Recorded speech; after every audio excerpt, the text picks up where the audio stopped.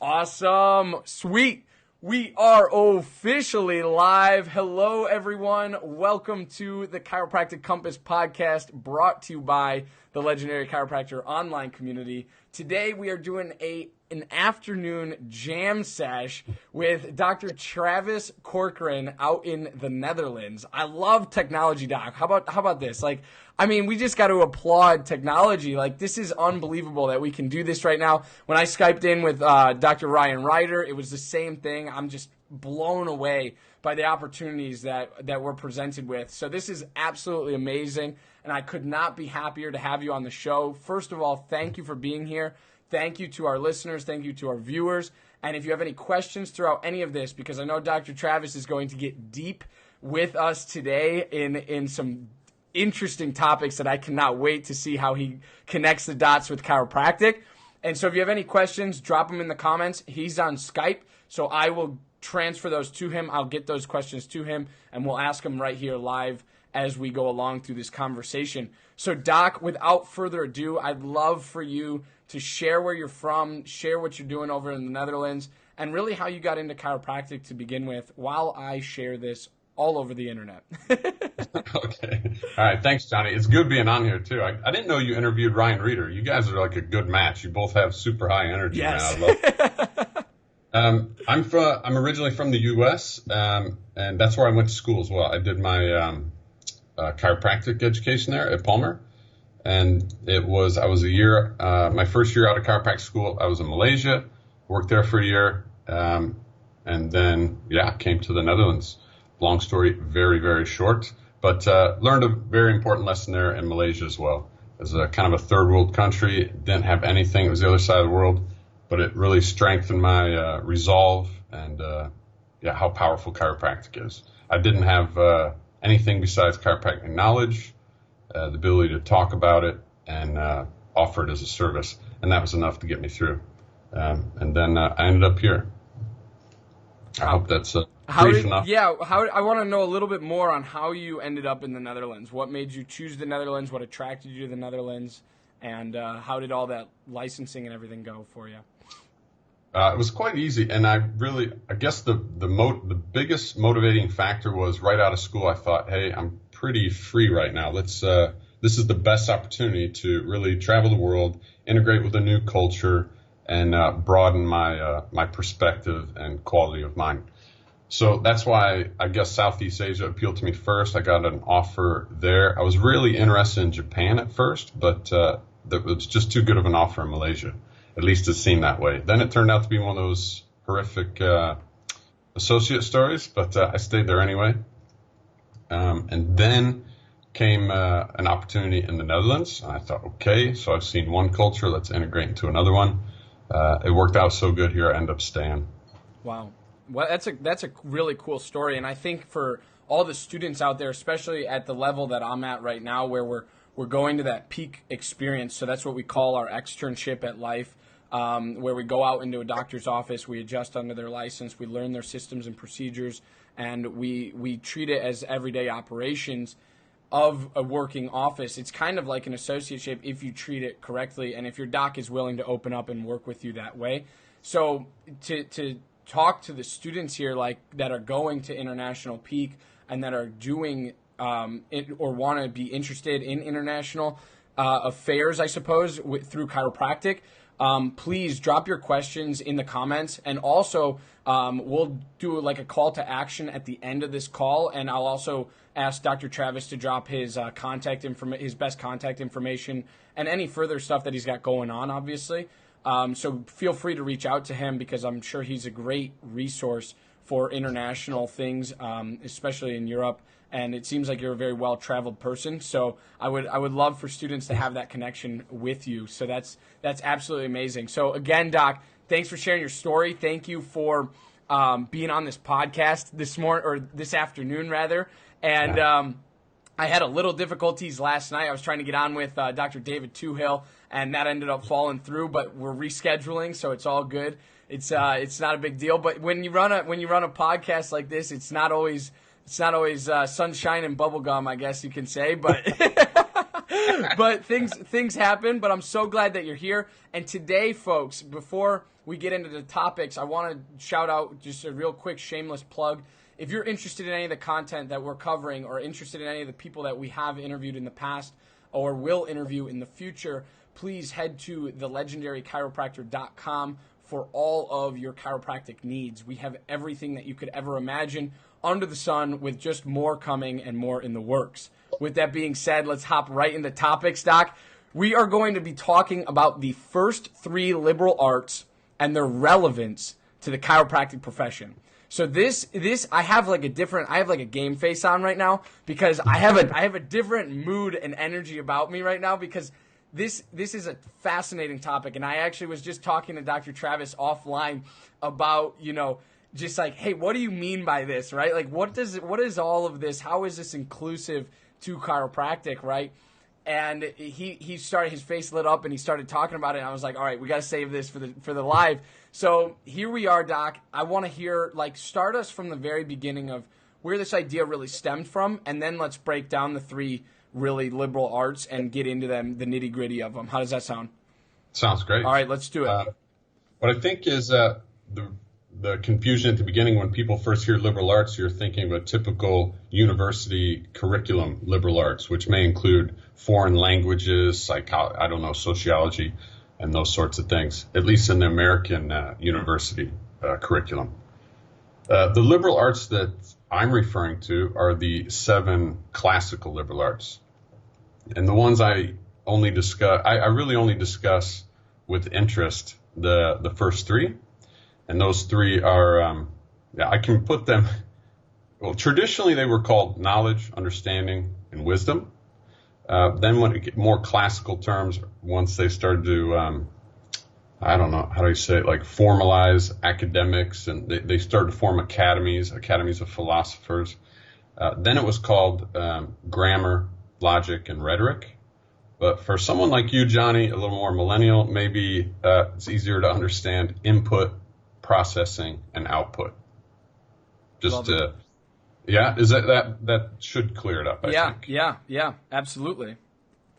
And those, the reason I think those are so important, especially in chiropractic, but anywhere in your life, is because first you define, before you can reason about a concept or a topic, like chiropractic, for instance, it's impossible until you define your terms.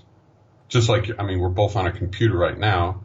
The computer has a processor. That's its real value. That would be equivalent to logic or understanding. But there's a lot of means of input. Like, I can type the keyboard, I can punch the mouse, some have a touch screen, some have microphones. There's a lot of way to put data into that computer. And then the processor is basically trying to eliminate errors or contradictions. Like, if 2 lines of code contradicted one another, the error is your output is an error, right? Mm-hmm. So this is really an analogy to how the mind works. First, we have knowledge. Knowledge may be correct or incorrect, right? Yep. Just like, I think of knowledge like, I know these topics are tough to talk about because they're intangible. Like, as chiropractors, we're real familiar with physiology. So maybe I could try and relate it to like food. Yeah. Ice cream and waffles and whiskey. That's all ingestible, but you can't say that it's good. It's like nutritious. Right? It's the same with knowledge. A lot of us have knowledge that is not so nutritious. That's because it's incorrect, right? Mm-hmm. So it'll be similar to that. So if you're operating from quality knowledge or knowledge that's correct, then the processor is going to have less problems, and it's going to come up with better solutions. So it's easier to reason. Does that make sense? Absolutely, yeah. And I've often said that the quality of your life and the quality of your decisions, whether it's political, financial, whatever, it's going to be based on, or the quality of your relationships, it'll be based on your quality of reasoning, your critical thinking skills. It's the same with that computer you have right now. Changing its storage doesn't really do much for the value of the computer, but computer values start going up once you have faster processors. Mm-hmm. Right? Yeah. But what really sells is rhetoric, right? That's the output, the or wisdom. This is the display of the knowledge and the understanding, the output of the input and the processing. And often that it can be deceiving if you lack reason. Mm-hmm. Is that clear so far? So you have these three top, and they have to really go in that order. Right. A book I recommend to a lot of people to better understand this, and this isn't from me. This is really just how the mind works naturally anyway. Dorothy Sayers gave I think it's been translated into a book now. I might have it here. It's downstairs, but it's called The Lost Tools. I have it on PDF too, so if people want to shoot me a message, I can just mail it to them. It's called The Lost Tools of Learning by Dorothy Sayers. And she talks about these same three liberal arts, how you just go through them naturally. When a child's born, it's just soaking up data, right? It looks at the mother and father's face, it's taking in data, and it's identifying concepts like hunger, mom, dad, thirst, whatever. And of course that'll continue throughout your life. You're just acquiring knowledge, acquiring data. It's that second liberal art, logic, where you can systematically evaluate that data to see what's correct or what you can deduce from that. Like chiropractic. Chiropractic is a wonderful gift to humanity that was deduced from known concepts, right? Mm-hmm. We took knowledge that was correct, and then we deduced something from it. Right? Yeah. Another great example of that is the Pythagorean theorem. Yeah, they took related geometric principles that were consistent with one another without contradiction. And therefore, a squared plus b squared equals c squared. Right. And we all know this in a two-dimensional right triangle. Well, chiropractic is no different. You took these related anatomical physiological principles, and they are consistent with one another without contradiction. That's what makes chiropractic true. Chiropractic to me, that's why I started a chiropractic school. Luckily, I went to a chiropractor that had a deep understanding of its principles and objectives without compromise, because she actually did the critical thinking to understand chiropractic. So when she's challenged, she could calmly answer any challenge or confrontation. I think right now in chiropractic, we have a lot of people, we're very spoiled in this profession because all the scholars before us, the Palmers, Stevenson, Joe Strauss, Reggie Gould, Fred Barge, these guys did that critical thinking. They went through that process of deduction and induction, right? They didn't didn't tell the Pythagorean theorem, a squared plus b squared equals c squared. They believe it and go preach it to the world. They understood why that was true. And so when someone challenges them on chiropractic, they can defend it very calmly and with an incredible understanding. And right now, we don't have many chiropractors who are willing to do that. They've been given this incredible profession and all the knowledge, but they haven't developed understanding themselves. And I think that's really what's missing, and is what in a large part has divided the profession. Yeah, absolutely. Absolutely. So I took a heaping ton of notes there because it makes sense. It's clear, right? And it's interesting. So I wrote down, so the 7 classical liberal arts is what we're basing this off of.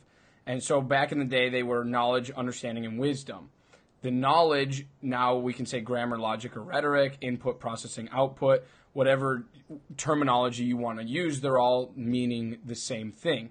Now, yeah. What I want to do is ask you, where do we find or get the quality knowledge? Or is it we just get constantly bombarded by input, and then it's the processor and the logic and the understanding that transitions it, or transfers it rather, into quality knowledge that we can use?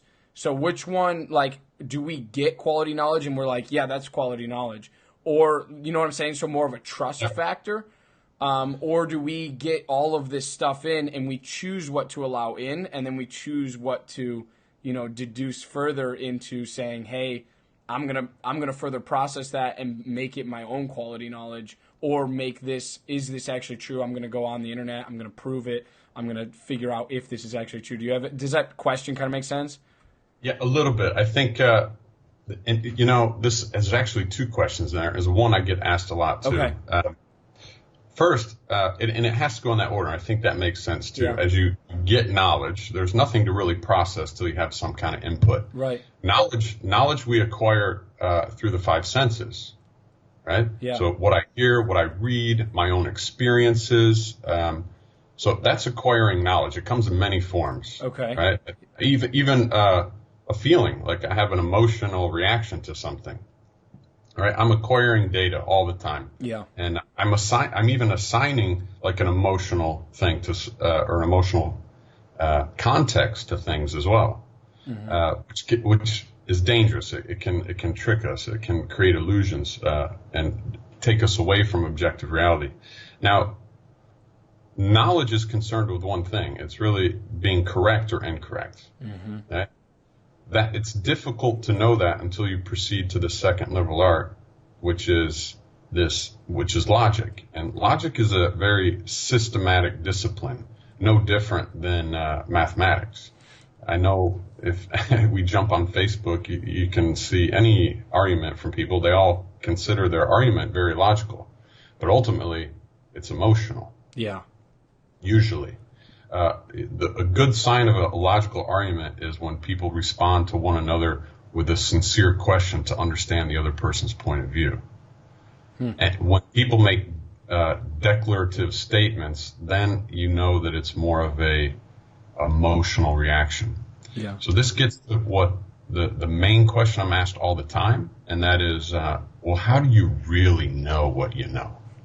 That, as you probably know, is a question of epistemology, which Joe Strauss, and I think I have it around here, his book, Chiropractic Philosophy, that's one of the first topics before discussing anything. Let's talk about epistemology, the study of how you know what you know.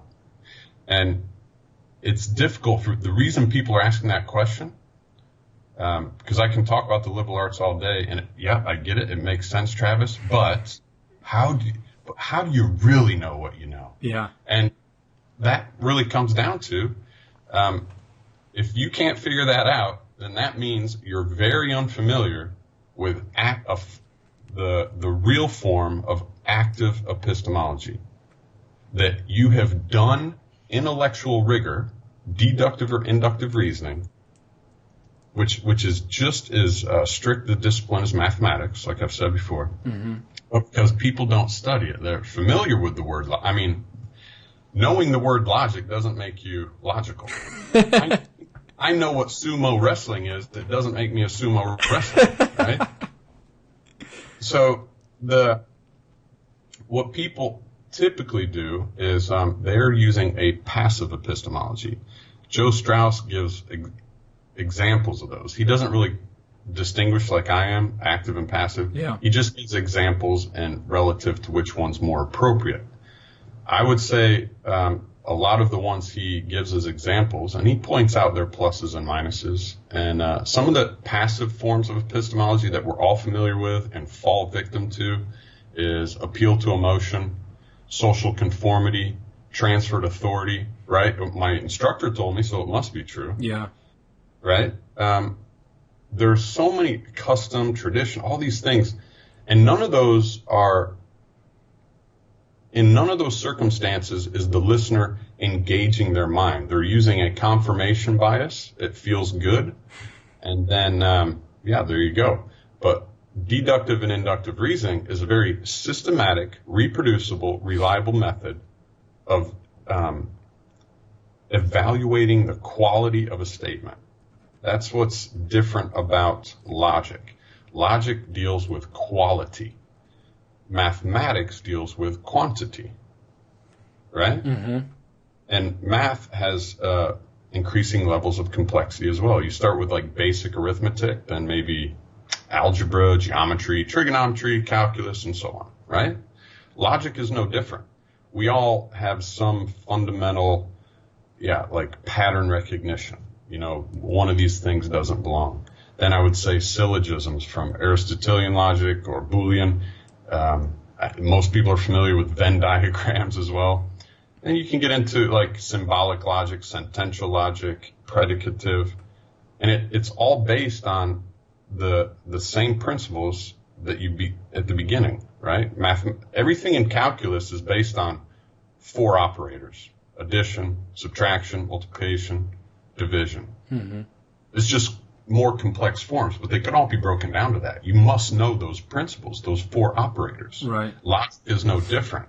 Logic has 5 operators, kind of. But those are negation, conjunction, disjunction, and conditional. And that biconditional is debatable, because biconditional is really just 2 conditionals with a conjunction. Gotcha. Really. Gotcha. Okay. And it's more complex you get, you're still using those reliable, systematic, reproducible operators. Mm-hmm. And that's how you can know what you know, or be certain of what you know. Yeah. And if it's statistical, then you're dealing with more like inductive reasoning than black and white deductive reasoning. Right. Can never have a valid inductive argument. That's impossible. It's only in deductive reasoning that you have valid or invalid. Right. Inductive arguments are either strong or weak, because, it's more like it's basically what you'd use in every research or any study, right? Because you're saying 90% of the people got this result, so it's never like a black and white yes or no. Yeah. So inductive reasoning is the best you'll get. It Gotcha. still makes strong arguments. Right. Absolutely. Absolutely. So with deductive reasoning, and I want to go back real quick, okay, because this is going to, my next question is going to get big. And this is so for all of our listeners, Jim Chester, thanks for hopping on. Thank you all for being here. Kat, thanks for being here. Jim's got a question, just real quick, Doc. Who's the greatest today who is able to apply that? So you were saying we don't have many people who are, using, I guess, not necessarily deductive reasoning. Yeah, it is deductive reasoning. Like, who's using that the most, or who's the greatest at that today? There may be more than I know. The more I speak, the more people I come in contact with, you really find what you're looking for. But I'll say for sure, Joe Strauss is still alive, right? So he is, I can't tell you, I can't recommend one book to a chiropractor more than Chiropractic Philosophy, right? Okay. 2 others that are of notable mention, I've never met them in person, but I can't stop reading anything they write, and that's Christopher Kent and Matthew McCoy. Mm-hmm. And that's in terms of like strict chiropractic philosophy. I would say those guys absolutely own it. Yeah. That are with us today. Yeah. Now, of course, there are many in the past, like Barge and Gold and Steve, all those guys. Right. But they're still with us today that you could call and talk to or rely on, like some kind of sound, valid communication about this profession. Definitely those guys. Awesome.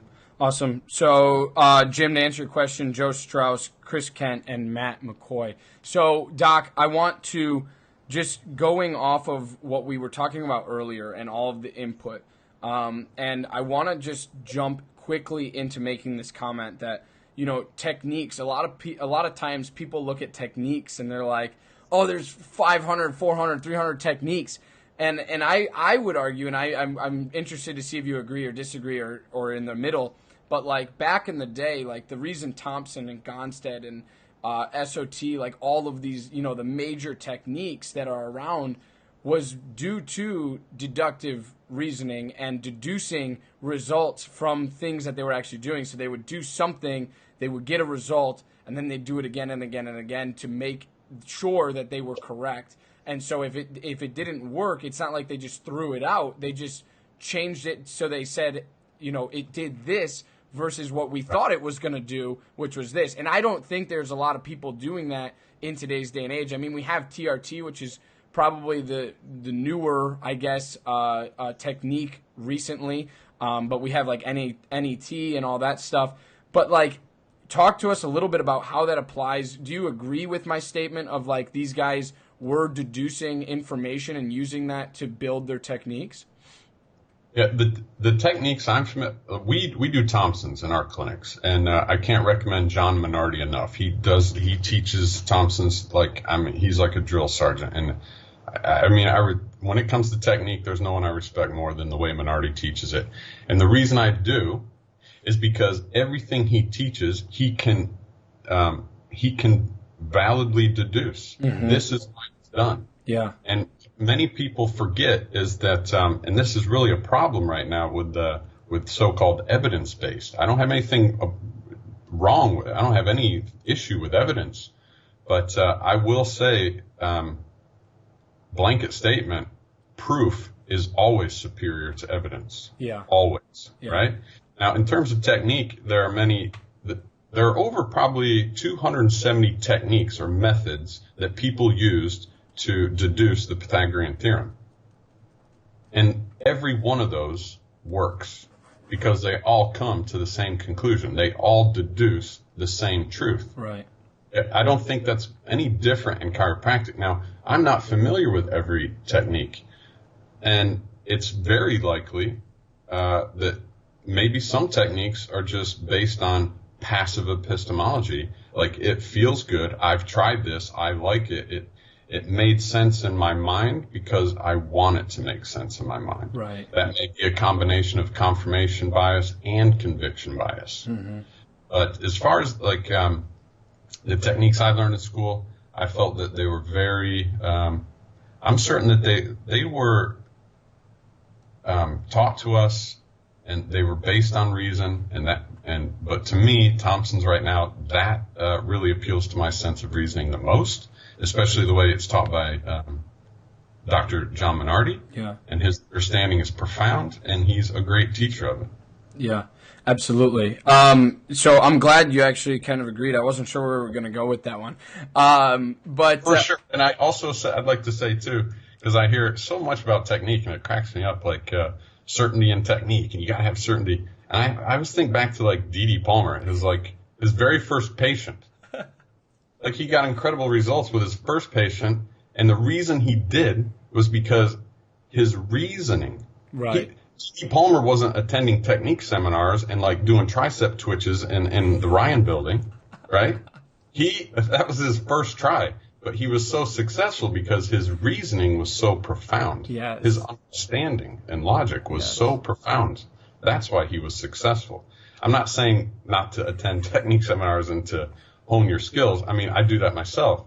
But what I do want to say is I think the chiropractor's understanding of their profession is of far more relevance than how quick your hands are. Yeah, absolutely. I really enjoy that that understanding a little further and a little deeper, because it's true, right? Like, how you got there is way more important than what you did to lead up to that point. Like how you deduced or how you reasoned your way through to understanding, there is a vertebral subluxation there, right? Yeah. This vertebral subluxation could be causing a massive amount of symptoms, or, muscles not firing properly, blah, blah, blah, whatever you want to get into, like however deep you want to go.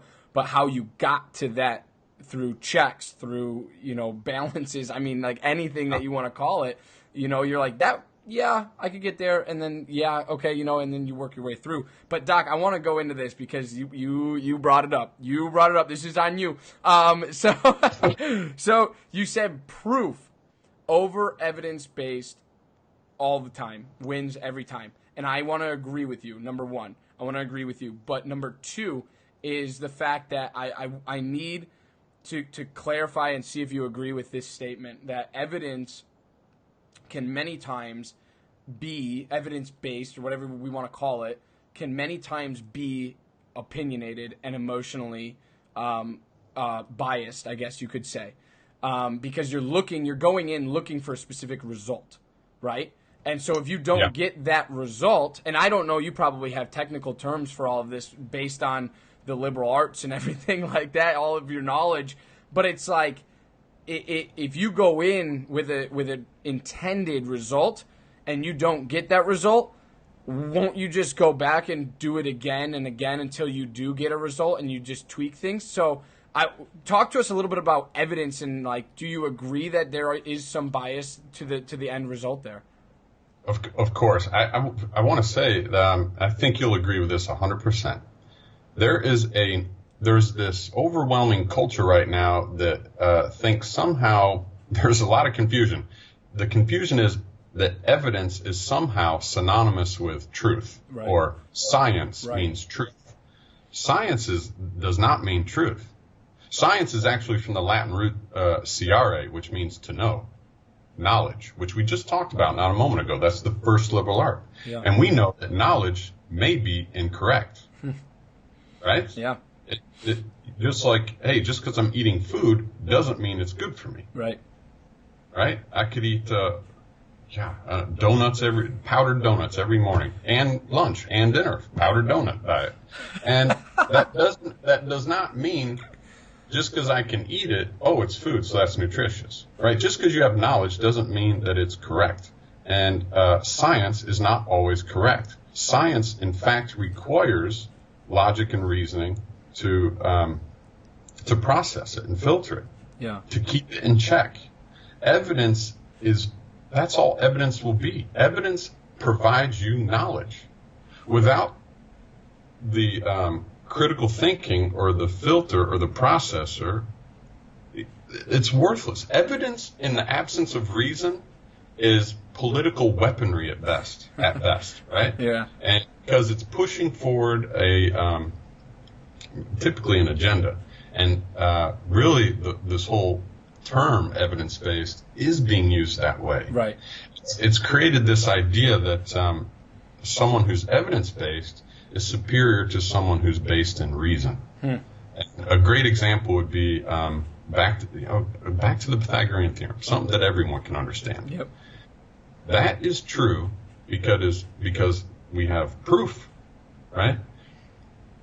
You can do that equation as many times as you want, and it's not true because Johnny Reuter did 1,000 calculations with the Pythagorean theorem, and they all came out correct.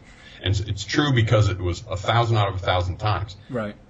Even if you didn't do it once, it's still true because it's based on reason. Yeah. Okay. And that is why chiropractic is effective at restoring neural integrity. It is not because it's this many times or the science and these reductionist studies. I mean, those things are great because they really they confirm or conform to the truth. Yeah. And that's one of the biggest issues too. We've got people on one extreme of this profession that think truth is like this subjective concept. Your truth, my truth, speak your truth. I cringe every time I hear that. That's if truth is something you own and not an objective concept, but it just changes with your feelings, emotions. Tomorrow I'm going to wake up and I'm going to change the truth tomorrow because it's my truth and it's mine to do what I want with, and that's a very dangerous world to live in. Right. It also leads to a very failed ethical ideology called moral relativism. Right. Yeah. As an example, we know what Joseph Stalin, Adolf Hitler did, right? And someone says, what they did was horrible. I could say, well, that's your truth. No, it is the truth. Right. It doesn't change. And tomorrow I wake up and go, what they did was great. The next day it was horrible. No, murder is wrong. Right. And people would be better off if they just first define. When I talk about defining terms, one of the first terms I would define is truth. Yeah. Right? I would start there. Right. Because then when you operate from objective reality, that's a great foundation. Everything should be based on top of that.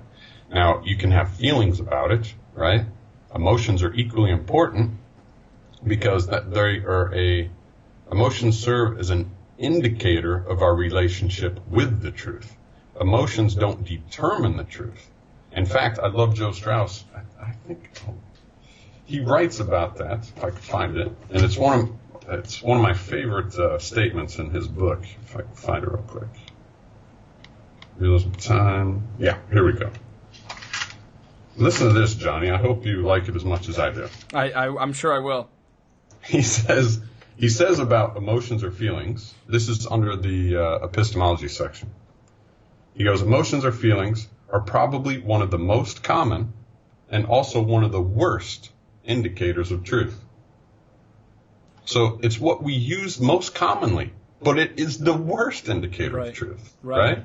He goes on to say it is the subjective reaction of an individual. It appeals to the part of man that was not designed for decision-making or perception. There is nothing wrong with emotion. The human organism was given emotion for a purpose, but emotion is a reactor to thought or action. Reactor. Yeah. Meaning emotion is a reaction or an indicator of your relationship with that thought or relationship with the truth. Does that make sense? Yeah. So here's where I want to go with that is I have so much written down in front of me that I want to get to. But we're going to start with this. So we hit knowledge pretty hard, right? Like we have input coming in, right? And now we have this, we kind of spoke on logic a little bit.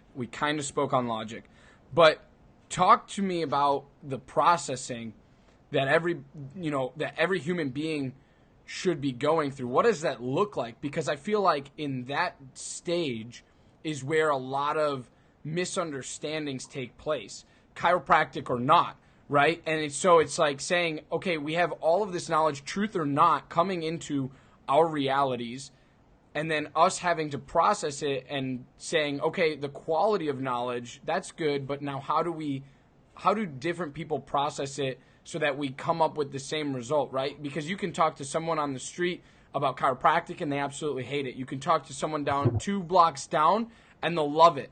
But like, where does the disconnect happen? And I would almost beg to argue that it's in the processing stage. So talk to us a little bit about that. You've answered the question yourself. You are 100% right, and I couldn't be more in agreement with you. And it's what I'm very passionate about, and it's why I talk about this with such enthusiasm. Because here is the incredible disconnect.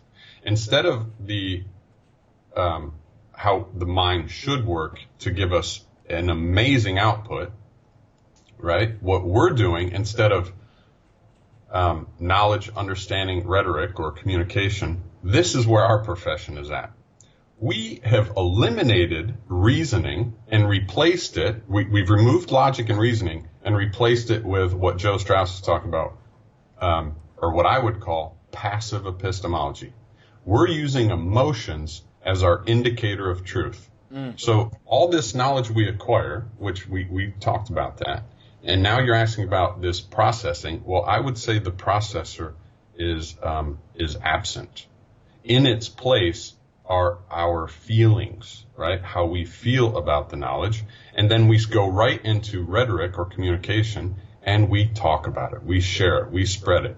And the loudest voices in our profession are the most emotional. And that's on both ends of the spectrum. I would say the two extremist factions, they have more in common than they have apart, because they are using the least amount, if any, amount of logic. And the real joke of the whole thing, what's so funny, is that the evidence-based side, they're often called mechanistic by the so-called vitalistic side. These terms are, I think, ridiculous, but we can talk about that too if you like.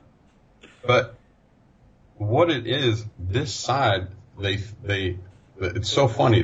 They feel that they're so rational, yet they lack the exact same understanding of our principles and objectives as much as this spiritualistic side as well, right? Yeah. That spiritualistic side is often misusing and misrepresenting our terms and concepts like innate intelligence.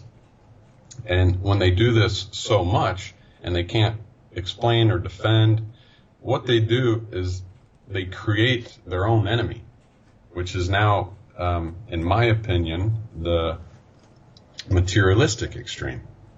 And that extreme side is the one that's really taking action, unfortunately, in academia and legislation, and trying to get chiropractic more really to be a redundant form of physical therapy. I think in America, too, they're trying to prescribe medicine, I've heard. Yep. This is insanity, right? Yeah. And meanwhile, justifying this, saying that, well, we're evidence-based. Well, that's great, but evidence can be wrong. You're missing reasoning. And what they do is they want to distance themselves so far from this spiritualistic side, who can often be and often is very irrational. So what this extreme does, in order to distance themselves from this irrational behavior, they are equally irrational and want to throw out the baby with the bathwater. Right. Because this side is like cuckoo voodoo. They want to throw out the term innate intelligence because one small extreme faction is misrepresenting it or misusing it by saying, like, my innate speaks to your innate, or what, that when I hear that, that tells me they really don't understand what Stevenson's and Strauss and the Palmers or Strang, Barge, what they were talking about, the concept innate intelligence, right? Yeah. Saying my innate intelligence is like saying my truth. There is innate intelligence. Right. And that innate intelligence in the plants in my office here is not different than the innate. It's the same. Right. Okay. Yeah. And so what we have is these two extreme ends, but because they skip over logic, they have a lot of knowledge, which I commend, and it may be correct or incorrect, but they have a lot of knowledge. Yeah. But because they don't understand it, they usually have the loudest voices. And so it makes, unfortunately to the students, I really feel for the students, because I was in that position too. It looks like this profession is a war zone, when in fact the silent majority in the middle are trying to understand better. They are using the reasoning, the skills of reasoning. But since they're so busy trying to understand, they don't really have much to say. They're just lost in the confusion between these loud lunatics on the very extreme ends, right? Yep. And so it's overwhelming. Yeah. And the student is in a very confusing position. And the schools are in a tough position too, because they have to comply with certain regulations, and that means they're bringing on instructors who equally don't understand the objectives and principles of this profession. Right. And they're influencing students who are looking for guidance and want to understand, but in fact they're just it's just a giant appeal to emotion. Yeah. Absolutely. And because that's missing, that's why we have this division, in my opinion. Yeah. And I just had Dave Russell sent me. By the way, Dave Russell's amazing. He gave a great speech at Edinburgh Lectures, and he sent me a paper called "The Centrist Perspective." It's written by what was that guy's name? Christopher Good or something. Okay. Amazing paper, and it almost like read like my thesis for the Academy of Chiropractic Philosophers. He also identifies these two extremes, but he uses different terms than I would call them the spiritualistic and materialistic extreme, but he calls them the materialistic or evidence-based, mechanistic, whatever you want to call it. He calls them the hypercritical evidentialists, and he calls the spiritualistic extreme, or actually I like the word vitalistic, but I just think we got to stop using it. But he calls that spiritualistic extreme the uncritical observationalists. And I think that these are more diplomatic terms, I guess, but they do make the assumption that other extreme, hypercritical, I would say they're equally uncritical. Yeah. Equally. And both of them are in a very high emotional state, which is what prevents them from using their ability to reason. But it's since it's two different extremes, there's two different emotional states. Right. On the materialistic extreme, they're in a high emotional state of insecurity, fear, inadequacy, they're so desperate for acceptance by other healthcare providers, insurance carriers, medical, probably their mom and dad. I don't know. Please think of me as a real doctor. I don't know. But that's the emotional driving factor there. On the other side, the spiritualist extreme, there's no problem with insecurity. That's not their emotional state. They're in a state of, how do I say it, self-adulation. Okay. Right? Like, I'm a divine healer. Yeah. Right? Say things like, chiropractic chose me. Right. This is a topic I discuss a lot, and I know it triggers a lot of people because once you get in that romantic state and you feel really good, I heard the speaker on stage and he was saying chiropractic chose me. Oh man, I feel so good. But that is one of the most disempowering statements, in my opinion, that we don't say that about pharmacists, right? Pharmaceuticals chose me, right? Biological weapons manufacturing chose me. Only chiropractors say something that, like, this chartered profession is going around divinely picking people. The more empowering statement is, I chose to be a chiropractor. Yeah. I chose. I knew what I was up against. I understood it. It was profound what I saw. It was very appealing to me. It attracted me. It drew me. I was drawn to it. And because of that, I chose to be a chiropractor, which nowadays is a difficult decision to make. And I applaud everyone that does it, especially the students today. Yeah, absolutely.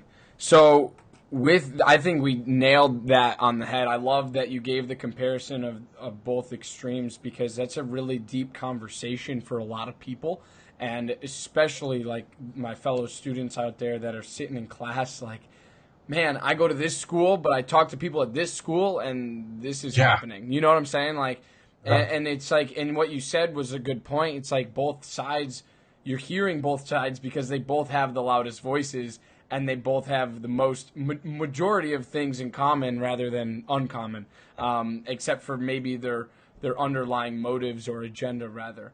Sure. And so I think that's a really good way to put it. And the processing idea, you know, you really spoke, you know, that like everyone's processing is different, yes, but it's being able to use reasoning that you understand the knowledge that you're using, right? So like, it's like you have all of it, now you're processing it, but you can know and say when something comes up, if you don't already know if you don't have the reasoning formulated already in your mind, then you create this idea of like, how do I want to put it? You put emotions to the side, I guess you could say. And that I think is really, really important when we step away from the emotional pull that things have and we say, okay, is this black and white, right? And can we get to B from A? How did we get there, right? And I think that was a really good way to put how you explain processing. And now we have output, right? Now we have output.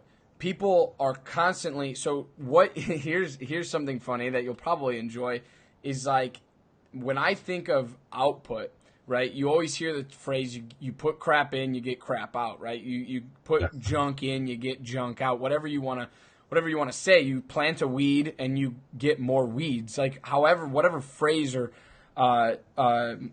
metaphor you want to use, there is some truth to that. But at the same time, it happens in that processing stage. So I urge everybody listening on replay or listening on podcast audio when this comes out in the fall, that if you are to have an abundance of knowledge, which we do when we go to chiropractic school, but knowledge is nothing without reason. And knowledge really, really creates this path in our life that we then put out into the universe, right? Like that is our output, right? So it's like we take all of this in, we process it, but we have to be sure not to process with emotion, and we have to process with reasoning. And so talk to us about the output component, Doc.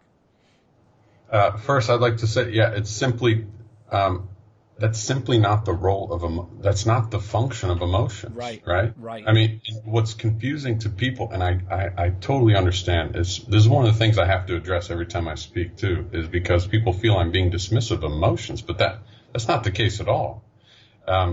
Especially in chiropractic, the reason I don't speak much about emotions is because there's no shortage of them in chiropractic.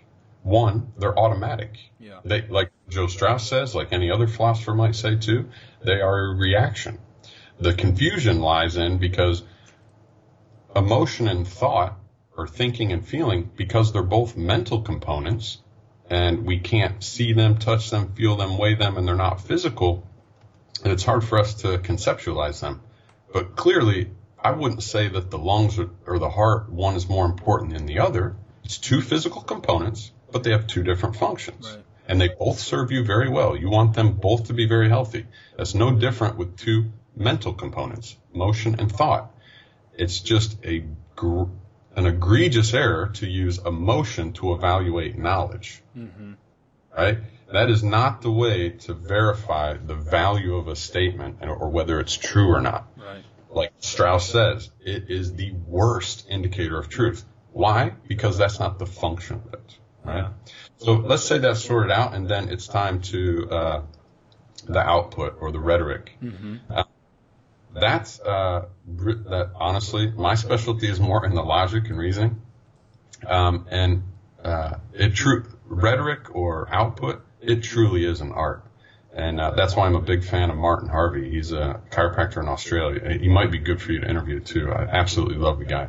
We've had him to our office in the past. He's coming again this October. And that's all he talks about. He's been 10 years into the communication literature. And the reason I try to promote him or get him out there as much as possible, because he's a real, he's such a humble guy. He's so cool too, man. He really is.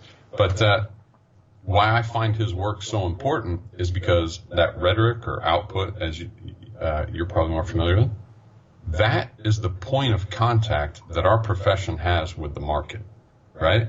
Knowledge and understanding is for us, that's for anybody, it's those are internal things. The output is where our profession, us as individuals, that's that point of contact. Right now I'm communicating to you. Mm-hmm. This, if I'm just thinking and reasoning, that does nothing. Right? But it'd be an interesting interview. Yeah, quite silent, just a bunch of head nods. Right? But that is our opportunity to teach, to understand. It's a great way to dig further too. Like if I want a better understanding of what you think about your experience as a student, you can better relay that to me when you're based on your art of rhetoric. How skilled are you in the art of rhetoric or the art of communication? So I would humbly defer talking about rhetoric or output to Martin Harvey. He's someone I admire so much, and along with a lot of other, I've been so lucky. I've had quite a few mentors in the profession, and he's one of many. That's awesome. That's great. Yes, I would love if you connected us. I'll try to fit him into season 4, but season 4 is getting crazy busy. But season 3 is well on its way, and we're about halfway through our interviews. But Doc, so we have that we have the output, right? Now that we're putting actual logical reasoning into the world, right? Talk to me a little bit about how because in my opinion, our conversation here today can truly change the public perception for the chiropractic profession for the better. No matter what side, stop with the sides, no matter what side you're on, this can change the public perception for chiropractic for the better. And so talk to us a little bit about how the 3 first liberal arts apply to that public perception and how important it is. Well, that's why they come in this order, prior to any communication. So you can also, lucky for us, Martin Harvey and many of the other great communicators in this profession, luckily for us, they have a very solid knowledge of chiropractic and an understanding of chiropractic, right? It's principles and objectives. I don't mean a knowledge and understanding of their feelings about it, but they know, they have a very substantial knowledge and understanding. That is necessary first. Without those, you can be, I'll tell you a great example of being a great communicator with no knowledge or understanding. Politicians. Yeah. Empty rhetoric, right? They don't understand the people they supposedly represent. They don't understand the policies they push. They're paid to sell the public ideologies. They're paid to sell public perception. It's the same with many newscasters. This is an example of empty rhetoric, or really just a great example of how you can see how effective, that's all rhetoric is concerned with. If rhetoric or communication or the output, there's no concern with correctness like knowledge, no concern for truth value like logic. Its only concern is effectiveness. Do I effectively communicate what I know and understand? That's what wisdom is, the application of knowledge and understanding, this external application. And so it is absolutely, I don't want to say it's worthless at best. At worst, it is destructive. And that's what's happening, or why this profession is, it can be disheartening sometimes. It can be very frustrating and disappoint you because, like we talked about earlier, the loudest voices and unfortunately some really effective communicators do not understand our profession. Mm-hmm. They do not understand our terms, our concepts. They just don't understand our principles and objectives. Mm-hmm. But because they're effective communicators, look at the influence they have. Right. Look what's happening to the curriculum in school. Right. So what you're saying, I hope this answers the question. If we want to change the public's perception, well, first, you need chiropractors and chiropractic students who understand chiropractic. Yeah. And then if by grace of God they do, then it's time to become like an incredible communicator. Right. And there are a lot of people that can help you with that. I mean, like Martin Harvey for one. But I would not work on being a great communicator or communicating our message until you feel really strong. Let's not even say that word, feel strong, until you are strong with your knowledge and understanding. Yeah. Once you have that, then I really want those people to be the greatest communicators. Think how lucky we are that Joe Strauss is an incredible author. Reggie Gold is an incredible speaker. Their output, their rhetoric or communication is top notch. Right. And we really want to cultivate more of those people. But you look at every one of them, and what do they have first? Incredible knowledge and understanding in this profession. Mm-hmm. Yeah. Yeah. So communication should be the last component that you work on. And I would agree with that because we always, we're always taught in school, you got to go out and communicate, but you have to know what you're communicating. Like you can't just go spewing whatever, because then we go back to the authority figure, right? Whatever your school told you, whatever your biggest influence in chiropractic told you, you can't just go spew that all over wherever, if it's true or not true, because we have to reason it first before we go speak the truth, or before we go communicate chiropractic with people. And that is, we're coming up on an hour, Doc, and that is a totally different conversation because I want to know a little bit more. So I'm gonna ask you to be back with me next season. If I'm gonna send you a schedule again, but because I want to really dive deeper into how this all applies to chiropractic principles. And then how it applies to chiropractic patient care, right? So how does my understanding or my idea, I have no reasoning behind this, but my idea is like we put an external force into the body that is input into that body. So now I want to break down the pieces with you to apply the liberal arts to the human being that's on our table that we're adjusting. And I think that would be a really interesting conversation. Yeah, you piqued my interest now, man. I don't think people know this. Like, a lot of people probably watch your podcast and stuff. Yeah. They don't really understand. how systematic you, like everything. I don't know if the viewers are listening to me or I can say this. Yeah. Johnny is on the ball, man. He's got his system down, the schedule, the automatic Dude, you're killing it, man. I love it. I'm telling you, man, you're gonna run an amazing office. I appreciate you've that. got systems in place, and it shows. I recognize and appreciate that, man. Wow, that means a lot coming from you, Doc. That really does mean a lot. So yeah, I would love to dive deeper into that. And then last question, and these will be our final thoughts before I let you give some contact information on if people are interested in getting in touch with you. But we can make this short because I want to talk a little bit about the millennial age that we live in, right? And understanding really the bombardment of input that we truly get through technology, through social media, through everything. And this might be a bigger conversation, and I understand that. So I want like super surface level stuff here. Like, what do you think that's doing in regard to communicating the proper and correct reasoned messages?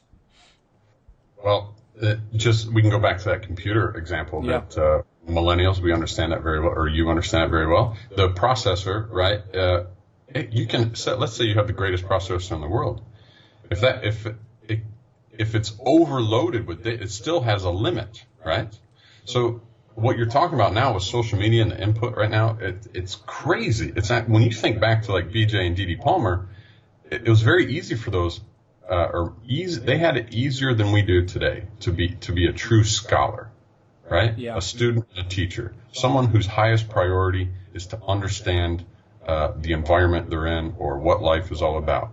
They really were not as overwhelmed with this sensory overload that we are today. So regardless of how great your processor is, it's very difficult to apply it amidst a storm of information. Yeah. You understand, right? Absolutely. Like, the processor is going to get slowed down. That becomes the hourglass, right? It's just too much. Yeah. Well, and then it becomes, I would argue, shiny object syndrome, right? It's like whatever's most interesting to you, whatever triggers your emotions the most, that's what you're going to identify, and that's what you're going to use to create your reality. And so I feel like a lot of times that we get caught in this loop, and call it a negative loop, positive loop, I don't care what you call it, but it is this circulating thing that we can get really stuck in today's day and age. And that had nothing to do with chiropractic, but I mean, we could tie it to, chiropractic ads and censorship. And I mean, I could get into that all day, but yeah, Doc, I want to end with this. How can people, if they're interested in what we talked about today, or if you got anything going on, personally or professionally rather, that you have a movement coming up, what can people do to better reach out to you and get in touch with what you're doing for the profession? The best is always just hit me on Facebook Messenger. That's where most students will contact me. That's my favorite. I love talking to students is the best, right? It's better to work with the seed than the tree that's already bent.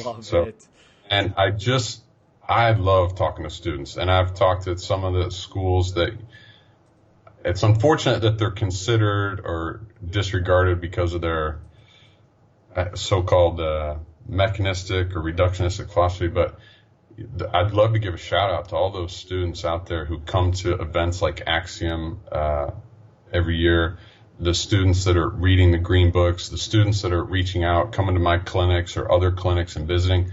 Despite what their students are, they're actually engaging in intellectual rigor and doing their best to understand these principles and objectives of the profession. Absolutely. And next, I have an event, the Lions of Chiropractic, that is September 7th and 8th in Windsor, hosted by Connor Ward, a good friend of mine. And then I will be I think your audience is all in America. I'll be in Singapore talking to their association between September 11th and 18th. I'm also making a vacation out of it. And then I'll be at the UCA conference October 19 and 20. Those guys are amazing. The UCA conference, Melissa Sanford, man, she's like a workhorse for chiropractic. It's amazing what they do. And then I may just take a break for a little bit, which would be nice. I was going to say, does it stop?